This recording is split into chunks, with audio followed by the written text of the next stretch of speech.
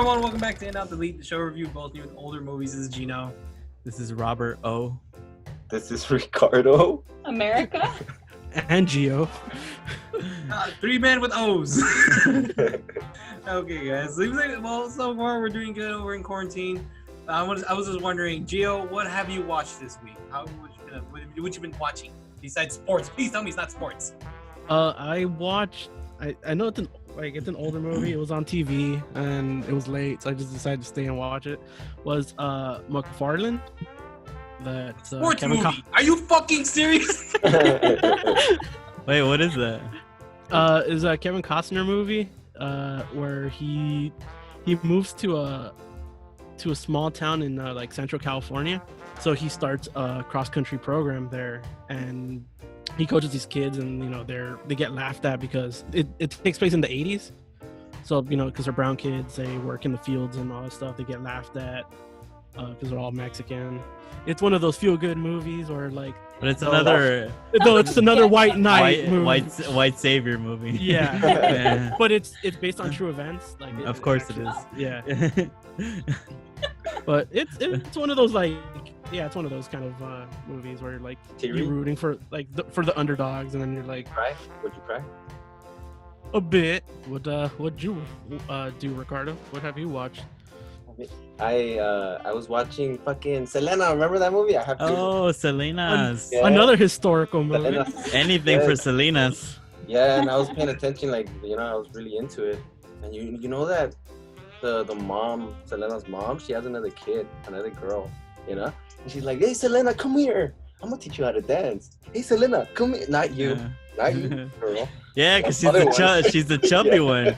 Yeah. Also, I she's not gonna get anywhere in life. Also, wasn't like the sister more of a tomboy? Yeah, she was chubby.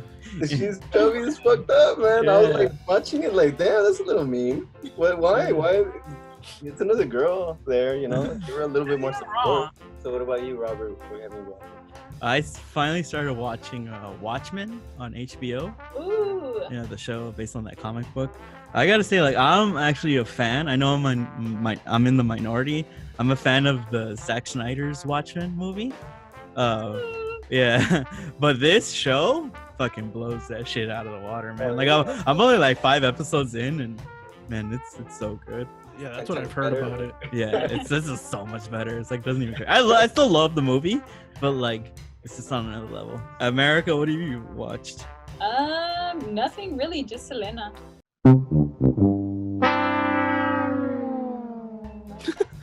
I try not to watch TV. Gino, what have you been watching? You know what though? I've been watching this little mini documentary called Fierce City, New York versus the Mafia. Cool. And it's a three-part episode of basically the FBI going after the mob in New York during the 70s and 80s.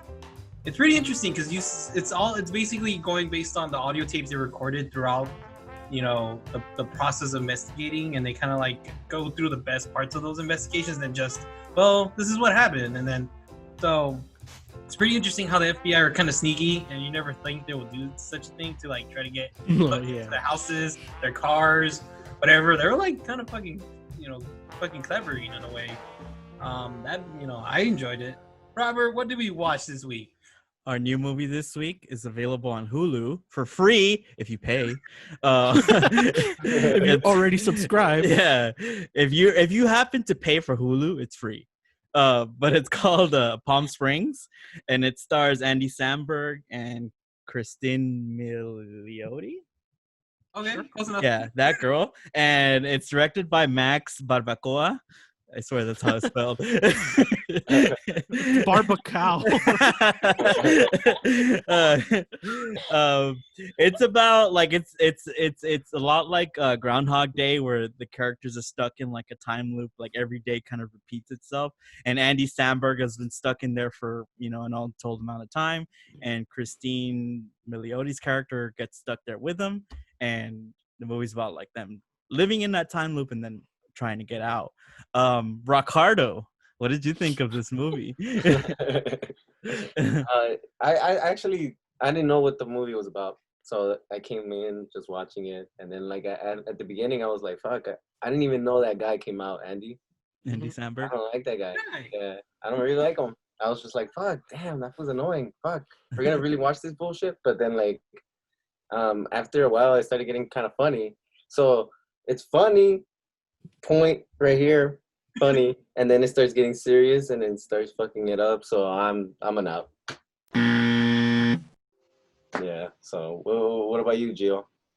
I'm an in. I enjoyed it.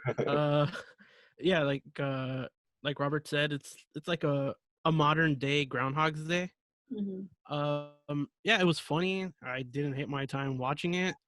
Uh, Probably has a couple of flaws here and there, but like, yeah, I enjoyed it. So yeah, I'm in on this. How about you, Robert? I'm also an in. I really like this movie. I don't know what you were watching, Ricardo. I don't know what it was, but like I really Well, kind of connected to it. I too was like Andy Samberg. Like I mean I know he's like in shows, but all I know him is like from goofy like SNL stuff. So I was really surprised. I was like, oh, he could act. And I thought it was a solid screenplay, you know, like we talked last week about like the absence of screenplays, but like I really got into the story and I thought everything was earned. It was really well made. It had stuff that was set up and paid off. That was funny and charming, and I was really into it. What about you, Gino? I agree with you, man. Andy Samberg. I only know of him because SNL, especially when he does the impersonation of Mark Wahlberg talking to animals. Like, Oh yeah. Yo, Show me, dog, man. I'm the producer of Entourage. You're still doing movie, bro.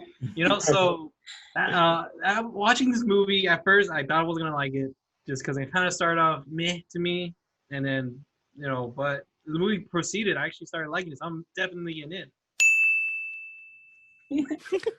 Thumbs up of approval. I was trying to time it, but yeah, I'm in it. What about you, America? What do you think about this? I'm also in. Yay! Yeah, I really enjoyed the movie. Yeah, I don't know. Did you watch the wrong But- thing? I didn't really have any expectations of it. I had heard really good things on Hulu, but I feel like whenever I see good reviews, I'm like, oh, I'm so excited. And then I watch it and I'm like, you guys like this? So honestly, like I didn't have too much expectations for it, but it entertained me so much. I thought it was really charming. So Mhm. I'm in. I think Ricardo's prejudice against Andy Samberg. I think To be honest, I was too, man. Like I was like, yeah, fuck Like, this guy. I think it Yeah. was like was it what was the other one with Pete Davidson, the King of Staten Island. yeah, I think it might be the same thing where you just didn't run with it because of him. Well, He's yeah, actually I mean, it kind of was, right? But like, in the differences between that movie and this movie, it's like that in that movie, the character doesn't earn our sympathy. Yeah. Right? In this movie, it does. And I think honestly, like, it's so strange that this movie came out during this time because I think it's like the perfect metaphor for like quarantine. Oh You know, yeah. you're living the same day over and over again, Mhm. and everything is monotonous. And like that's what I really like connected to. And I'm a lot like this Andy Samberg character, where I know like horrible things are happening, but like it's strange when you don't have like the pressure of having to have like a social life. So like I'm comfortable in this state, just like watching TV, not feeling guilty about it, So I'm a lot like the Andy Samberg character. I don't want to end this loop of just nothingness, So like I really connected to that, and that really hit me like on a deep spiritual level. So I had a really interesting experience watching this, Yeah, that's so funny. Actually, you know how it's all monotonous, whatever. Yeah, it is kind of like the pandemic, but she's really like, oh fuck, like what's happening? Like I can't be here anymore. But then she kind of is like, okay, I guess this is gonna suck, right? And then Andy Samberg is like, no, like what do you feel like doing? We can do literally anything. And like, I mean, that's a point of view that I wouldn't have. But I mean, I think that is like the best part of the movie, right? That's why the movie works, because you have her who's kind of like, I need to get out, and then him who's like, we could do literally whatever we want, like there's no consequences. So yeah, that's where the fun comes in. Yeah, and like that's what I was saying. The movie was kind of fun, through the whole section, and the what do you call it? Montage? Yeah, montage. When they're doing no, they're doing a bunch of fun. What are you talking about? The bunch of fun stuff, is going down, and like that looks really fun, And I was into it the whole time. Like I was super into it until I don't know. It started getting like too serious, and then I started not liking the girl, and I was like, oh damn, I don't like you anymore. And she was cool, you know. But You didn't like I her mean, 'cause she was a cheater or what? I think the movie had a. I mean, the movie, like, speaking about the screenplay, like, it was really solid. Like, you wonder why Andy Samberg is so comfortable in that universe, right? And she Yeah. comes in right away, like saying, "I gotta get the fuck out of here," right? Yeah. And and when you do finally find out why, like, it makes total sense, like why she would be wanting to leave, right? And even when she does get comfortable, like, she's always constantly reminded of why she has to get out, Yeah. right? That's good writing, man, and and everything pays off, I think. Yeah, I agree with the writing. I agree. I mean, to be honest, it started off with like Andy Samberg. Like, we kind of get the feel he's already doing it, like the loop. Mhm. Because the way he was handling everything, he's going to a fucking wedding with like a Yeah. wine shirt, opened a beer during someone's speech, not giving a fuck. Like, I kind of like how that started off, because I don't like if it would have started off with him casually going to the party, then he gets it fucking the loop, and then he's freaking out the loop. It's gonna be boring. So I rather like they did keep that, and then jump to the girls' reaction of that, and then we found out why. You know. Yeah. Like the story is really about her Yeah. response to the loop, and he's the guide Mhm. of the loop. Like I really like that Yeah. that Roy character too that comes out. Yeah, J.K. Simmons, and that's what I like too. Like, it wasn't like very predictable, because like that character comes out, and like you immediately start thinking in your head, oh, I kind of know how it's gonna go, but it doesn't really go that way. I feel like it goes in another way. Like, the payoffs are more emotional than anything, and I think the Andy Samberg and Christine Milioti, I think they have great chemistry. I really enjoyed both of them. Oh yeah. Yeah. But yeah, the movie was good. J.K. Simmons especially, like, for some reason I thought this was gonna be like he's like a mystic character, not another victim that's involved with the loop. That's why when they brought that, like, oh yeah, we partied and we fucking I got him into this, and I was like, oh shit, okay, so cool. Now we know he's another one. Like, not just like a mysterious person that's just trying to kill him, and then like we're gonna figure out why. And it's like a little cool, like a back. To me, it's like a Tom and Jerry type of thing, you know. Like, he's gonna go after him, and then later, all right, I'll fuck with you later. And and it also doesn't just leave his character as just that one-sided, like, I'm just trying to kill him. Because at the end, we do end up seeing like his point of view, you know, and he tells us like, I'm stuck living this one day, and I'm so sad I won't get to see my children like grow up or whatever. Yeah. But still, it's like touching, because he is gonna still see his family every day, right? I don't know. So. Yeah, I think the characters were well rounded, because like we've seen this movie before, right? Like Groundhog Day and all that. Yeah. So like I think you kind of had to work extra hard to give you something that you hadn't seen before. Yeah. Yeah. But it's funny because like it plays into our knowledge of these type of movies, right? Because the characters themselves say like, "Oh, I know how to get out of this. I have to learn like about myself. I have to like become a better person." And like it still doesn't work, you know. So like it forces them to like to grow have up. like basically it's a really good solution to that problem, I think. And I think that's why it's so satisfying. Yeah, because like when you fall in a situation like this, you kind of see the two routes that you can take. You can take the lazy route or the productive route.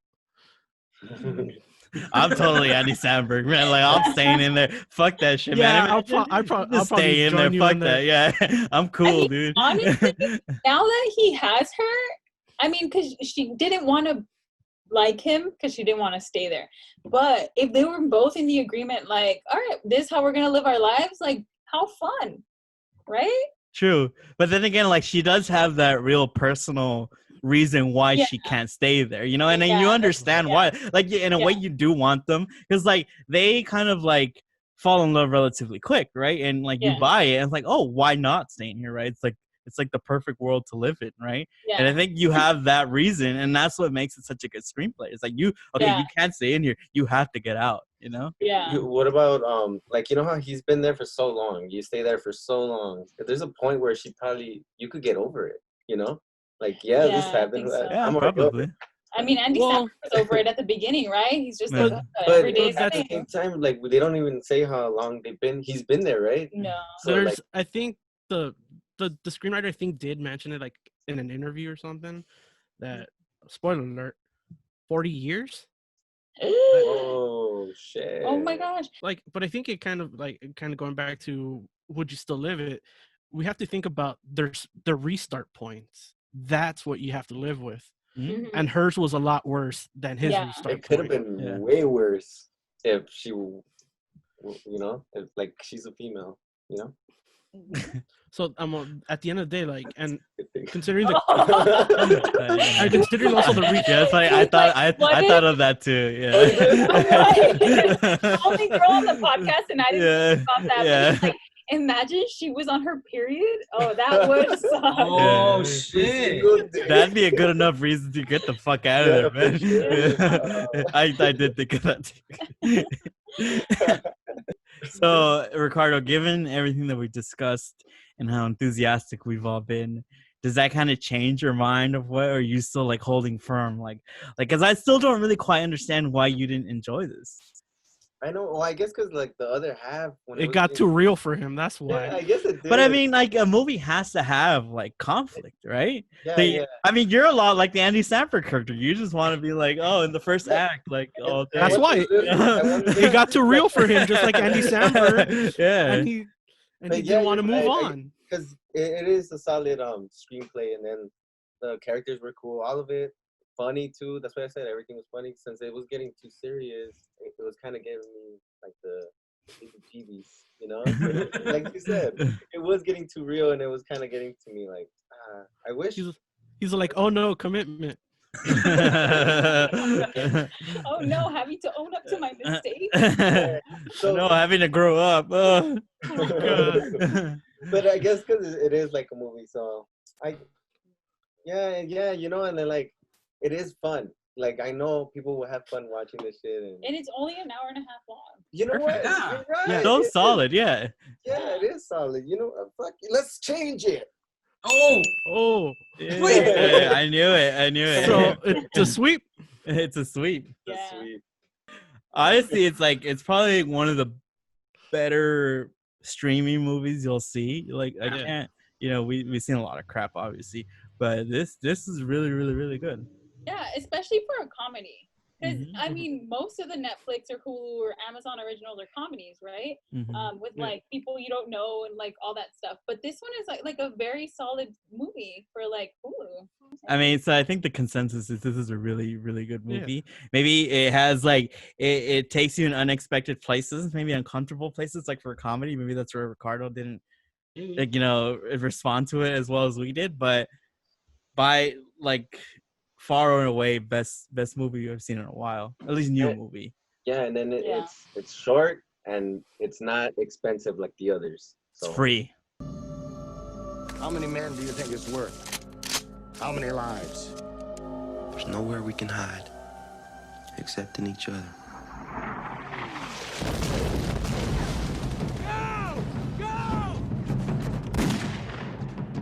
I killed a man. Worst thing you can do. Nobody can touch me for it. Make no difference who you are. No matter how much training you got, how tough a guy you might be, you're in the wrong spot at the wrong time, you're gonna get it. I want you to attack right now with every man at your disposal. I've lived with these men, sir, for 2.5 years, and I will not order them all to their deaths. all right. So next one is picked by Robert. Robert, why did you pick this movie? My pick this week was a movie called The Thin Red Line, directed by Terrence Malick and written by Terrence Malick, based on the books by James Jones. It's a World War II movie. I know we just did a World War II movie. I didn't plan this. I'm sorry.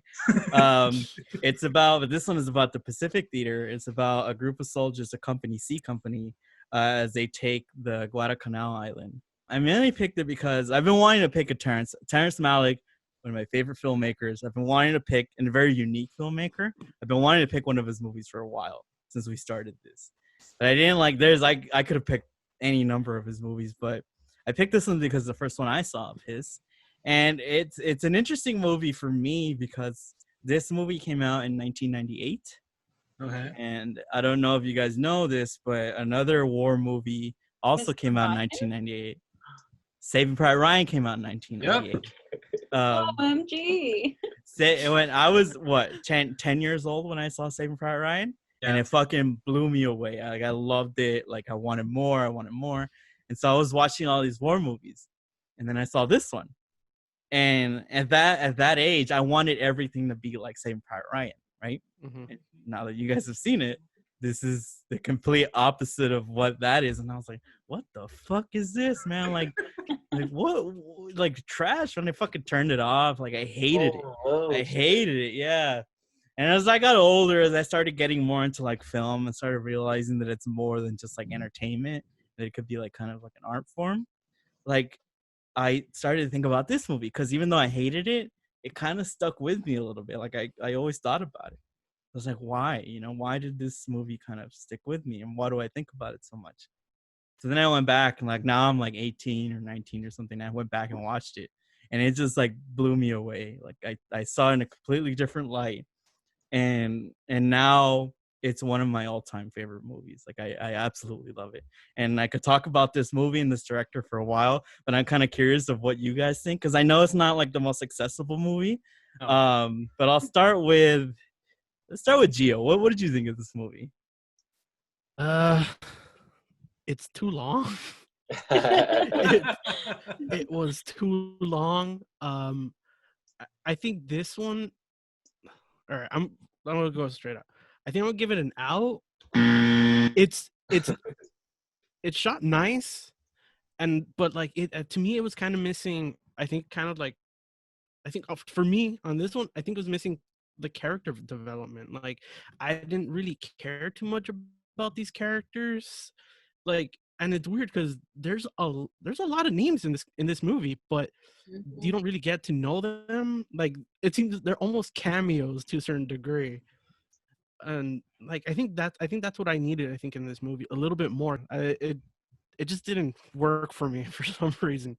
That's fine. It might be the same feeling you had the first time you watched it. Totally. It could be.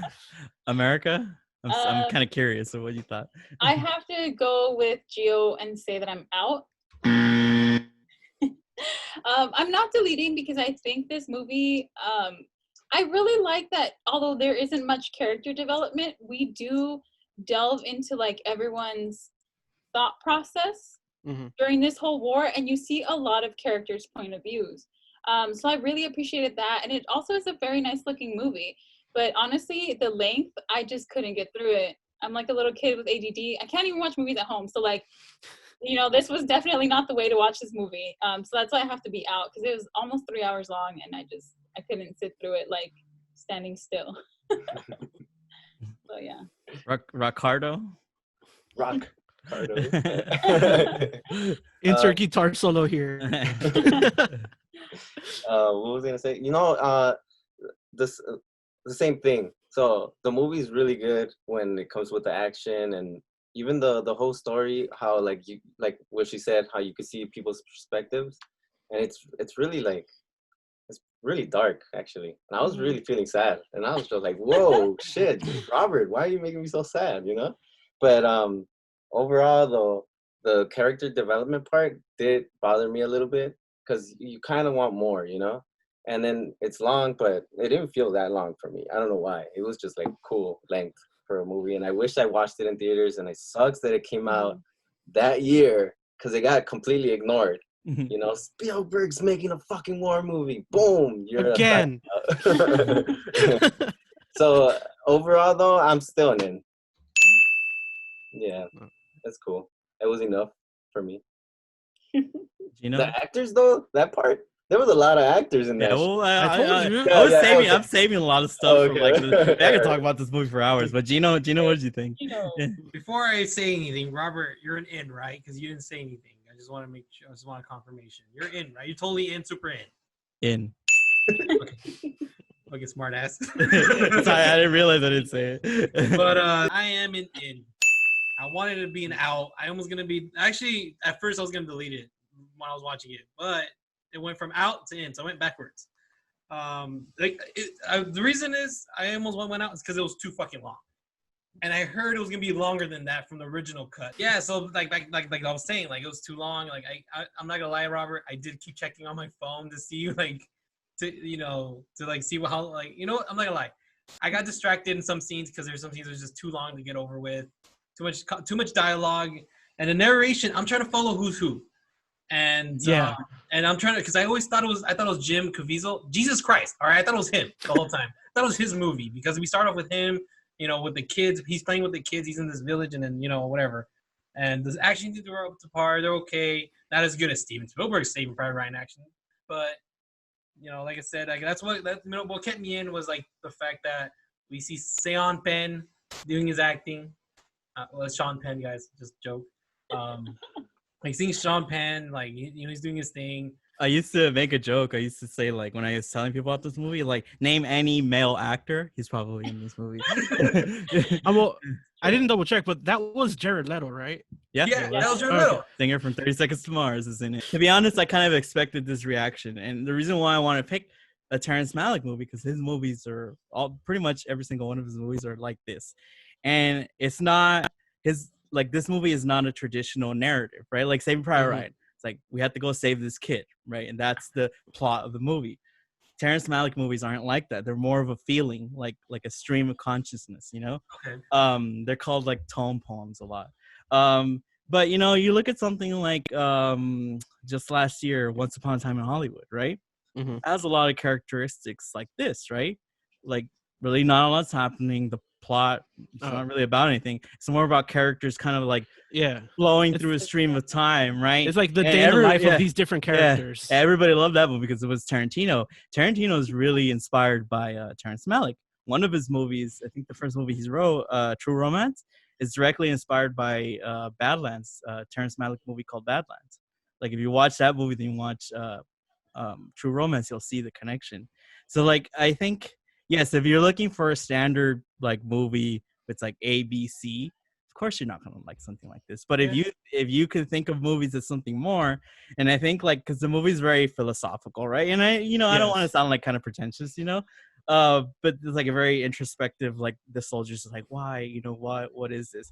And Terrence Malick always looks at like human beings' relationship with nature and all that stuff and destruction. So a war movie is like perfect for him, I think. But I think if you've ever like thought, like if you've ever suffered like an existential crisis, I think his movies are for you because it makes you look at something more. Because like it's not a regular movie. You don't put this on like Star Wars, right? You put this on really to feel something, right? And I think that's why I love his movies. He doesn't. He writes them normal. I think there was like a normal script. He shoots it normal, but when he gets to editing, then that's where he makes it what it is. And what's interesting is like we talk about the cast and how big it is, right? With the Jim Caviezel, Jesus Christ, he was not supposed to be the main character in the movie. Okay. The main character was supposed to be Adrian Brody.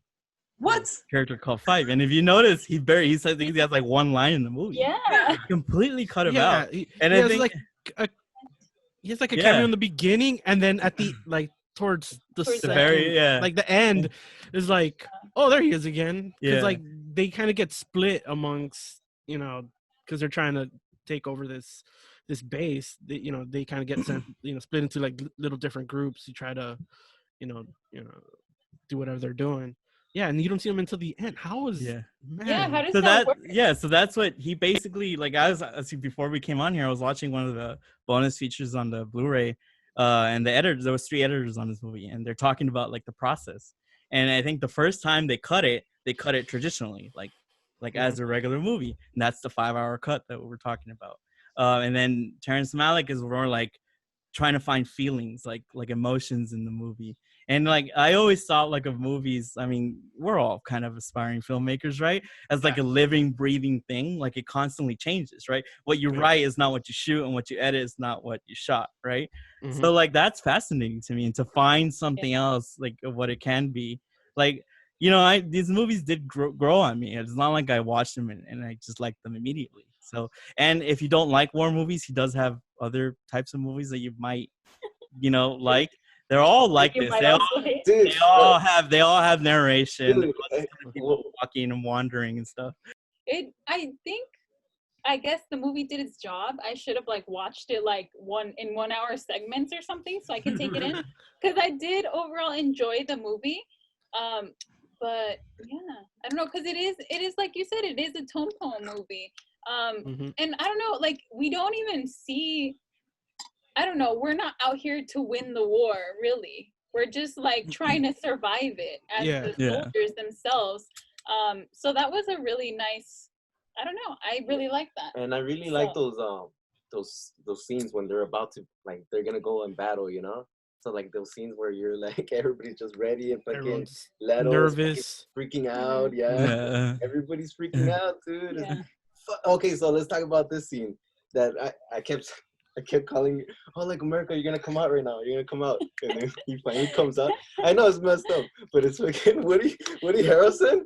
Oh, when he blows his leg off. That would happen to me. Pop my foot off. Yeah. That scene is fucking cool, though. Like, that scene scared the shit out of me, dude. Yeah. It definitely, I was like, oh my god. Yeah.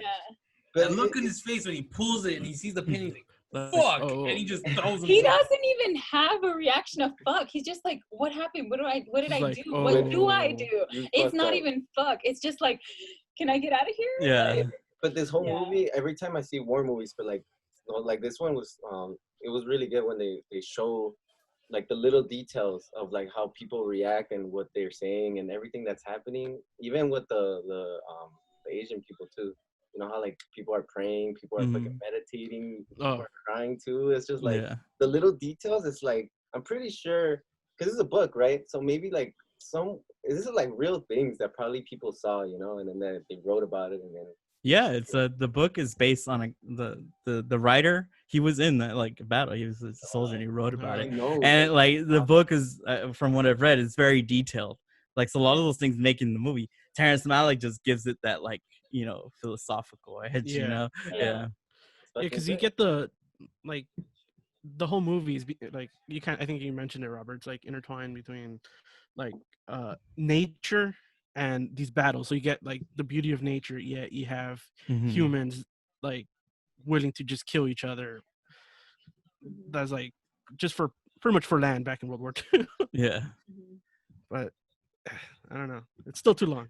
Yeah, I mean, it's definitely not like, it's not your Bricks Sunday movie watch, you know. You have to be in the right mood for it. I mean, and I have seen it a bunch of times, you know, and I love the feeling, the mood that it puts me in, you know. And you know, I love Saving Private Ryan too, you know. We can't have something different, and I think this does provide that. And like, speaking of the cinematography, I kind of mentioned this when we were talking about The Favorite. Terrence Malick uses like mainly natural light. Like, they rarely use like bringing lights and stuff. His movies are so like the best looking movies I've ever seen. This one and The Tree of Life especially. But I love the way that it looks, and like when you put it against something like Saving Private Ryan that has like those desaturated colors, you know, it makes it look like an old film thing. Like this one, you get to see like what it really was like the beauty of everything and the horror of everything. Like, so I could pause the movie and frame like the image and put it up on my wall. Like, that's how good it looks. Like, you kind of remind me of another World War II movie that we talked about, Jojo Rabbit. That Taika Waititi like wanted to, like, he's like, you know, World War II was in color, right? It wasn't all these like grays. It was in full color. So that's why he kind of went that same route where it's just like give you the way it is naturally, like how it really is. It's like it's real life. It was like there's no filter. There was no filter in the 40s. Like a desaturated gray filter. crowd. Yeah. Everybody just like was gray. That was it. Everybody was just colored gray. No, it makes it real. I guess more real this way. You actually see it in color. I mean, I guess the consensus is like this movie's really not for everybody. You know, it's really long. It's a really laborious experience if you're not like looking for this type of movie. You know, so but if you're looking for something else, you know, if you like art, you know, this might be something for you. Book, actually, it reminds me of a book. Like, it's it was a book. I know, that's what I'm saying. Because usually they make movies, but it doesn't seem like a book. But this one actually feels like a book. Right, yeah. It's weird. Tune in next time. We'll watch the new movie to be determined, to be announced. But Ricardo's pick, which is The Wrestler. Ooh, Mickey Rourke, what's up? And then Marissa Tomei. Oh, another quick fun fact. One final one. Mickey Rourke was actually in the Thin Red Line, but he got cut out because he's in the deleted scene. Yeah. Probably pissed. Thanks for the trivia. I'm out. Please don't forget to follow us on Instagram in Not Delete Reviews, one word, and at Twitter at InOutDelete. Well, until next time, be safe, wash your hands, hand sanitize, wear your masks, be safe, hug your loved ones. Good night.